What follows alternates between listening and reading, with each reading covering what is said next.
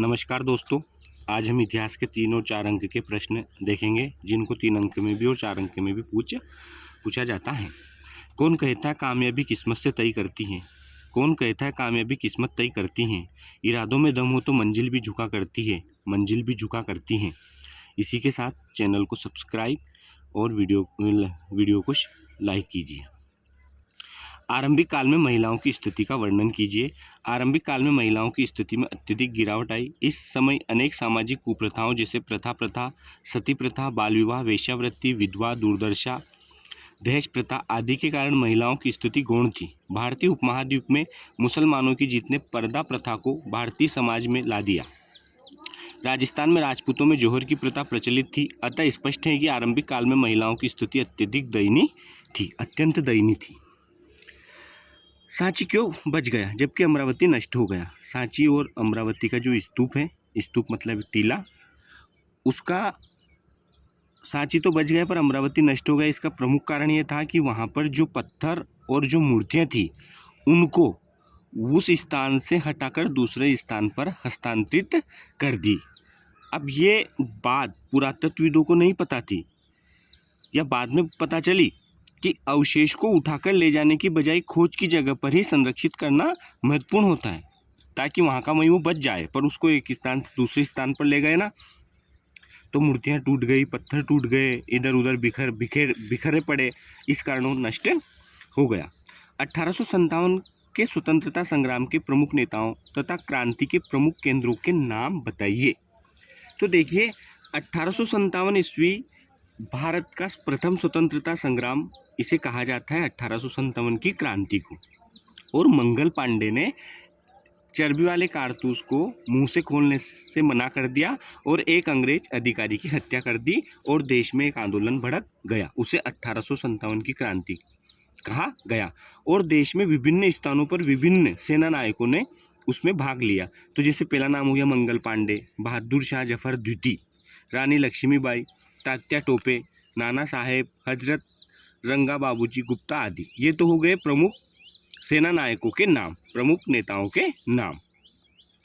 अब प्रमुख केंद्रों के नाम भी वो पूछ रहा, तो केंद्र में देखिए बैरंगपुर, दिल्ली, मेरठ, इलाहाबाद, कानपुर, झांसी व ग्वालियर आदि प्रमुख थे 1857 की क्रांति के नेता और उनके केंद्रों के नाम। तो बैरंगपुर, दिल्ली, मेरठ, इलाहाबाद, कानपुर, लखनऊ, झांसी व ग्वालियर।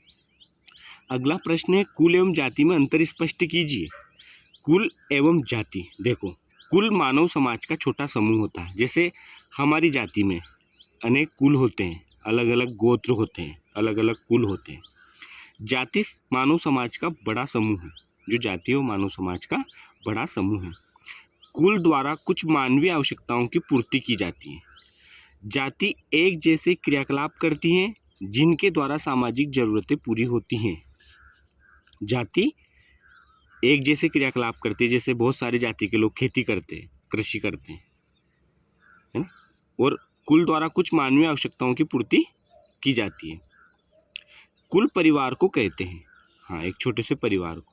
एक जाति में कई कुल हो सकते हैं, सही बात है। जैसे मान लो कोई यादव समाज है तो उनमें बहुत सारे कुल है, अलग अलग कुल के लोग, अलग अलग गोत्र के लोग। ये जैन धर्म की महत्वपूर्ण शिक्षाएं लिखिए।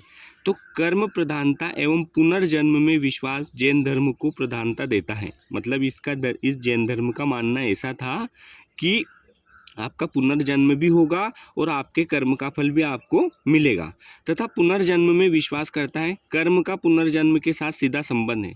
कर्मों के आधार पर ही अगला जन्म आपका होता है। त्रिरत्न, जैन धर्म में त्रिरत्नों का पालन करना मोक्ष प्राप्ति के लिए आवश्यक बताया गया। सम्यक दर्शन, सम्यक ज्ञान, सम्यक चरित्र।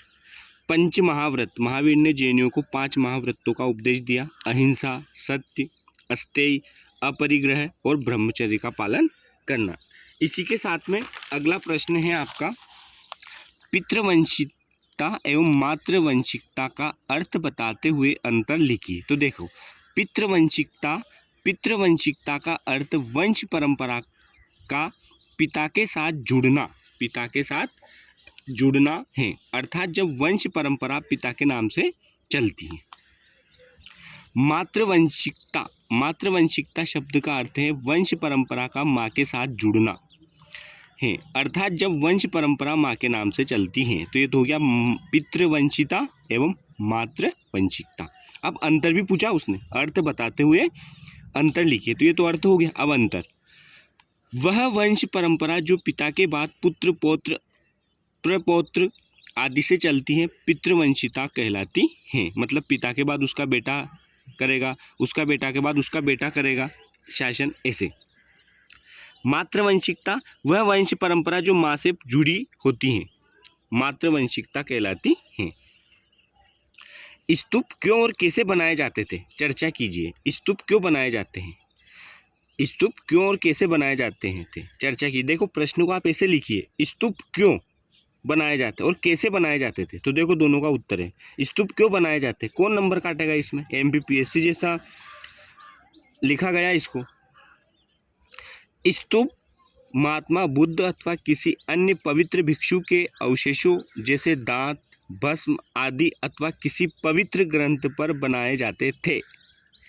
अवशेष स्तूप के केंद्र में बनाए गए एक छोटे से कक्ष में पेटिका में रख दिए जाते हैं। कैसे बनाए जाते थे, स्तूप प्राय दान के धन से बनाए जाते थे। ये दान धनी व्यक्तियों, शिल्पकारों एवं व्यापारियों द्वारा दिया जाता था। जैसे अभी राम मंदिर बना तो बहुत सारे लोगों ने दान दिया, तो जब इनको बनाते थे ना तो बहुत सारे धनी लोग उसमें दान दे देते थे। कमल लोटस महल की विशेषताएं लिखिए। यह नामकरण इस महल की सुंदरता एवं भव्यता से प्रभावित होकर अंग्रेज यात्रियों द्वारा किया गया। कमल महल में 9 मीनारें थी, बीच में सबसे ऊंची मीनार थी। महल की मेहराबों में इंडो इस्लामिक तकनीकों का स्पष्ट प्रभाव था। मेहराबों में, मेहराबों मतलब छज्जा जो अपन बाहर निकालते उसे कहते हैं। कृष्णदेव राय के शासनकाल में विजयनगर के उत्कर्ष का वर्णन कीजिए। कृष्णदेव राय एक महान विजेता होने के साथ सफल राजनीतिज्ञ एवं महान प्रशासक भी था। उसने अपने शासनकाल में केंद्रीय शक्ति को सुदृढ़ बनाया तथा प्रांतीय नायकों एवं अधिकारियों पर कठोर नियंत्रण स्थापित किया। उसने अपनी प्रजा के लिए तालाबों एवं अन्य नहरों का निर्माण करके सिंचाई सुविधाओं का विस्तार किया तथा बंजर एवं जंगली भूमि को कृषि योग्य बनाया तथा विवाह कर जैसे अलोकप्रिय करों को समाप्त किया। कृष्णदेव राय एक महान एवं अत्यंत न्यायप्रिय शासक था। उसने बिना किसी भेदभाव के विभिन्न मंदिरों का अनुदान प्रदान किया। इस प्रकार बरनोसा जो एक यूरोपीय यात्री था, कृष्णदेव राय के साम्राज्य में प्रचलित न्याय और समानता के व्यवहार की प्रशंसा की। विद्रोह के 1857 के विद्रोह के ब्रिटिश प्रशासन पर क्या तात्कालिक प्रभाव पड़े, मतलब उस समय क्या प्रभाव पड़े था 1857 की क्रांति का या विद्रोह का। ईस्ट इंडिया कंपनी के शासन का अंत हो गया और इंग्लैंड का सम्राट भारत का भी सम्राट बन गया। 1858 में रानी विक्टोरिया ने घोषणा कर दी थी कि भविष्य में ब्रिटिश सरकार किसी देशी राज्य को हड़पने का प्रयास नहीं करेगी। भारतीय सैनिकों को जाति तथा धर्म के नाम पर विभाजित किया गया। आरंभिक समाज में जाति व्यवस्था के दोष बताइए। ईर्ष्या और द्वेष का कारण, जातियों की संख्या बढ़ने और जाति प्रथा दृढ़ होने से परस्पर ईर्ष्या और द्वेष बढ़ने लगा। अस्पृश्यता को जन्म देना, ब्राह्मण, क्षत्रिय आदि उच्च वर्ग के लोगों शूद्रों को घृणा की दृष्टि से देखने लगे और उन्हें अछूत समझने लगा।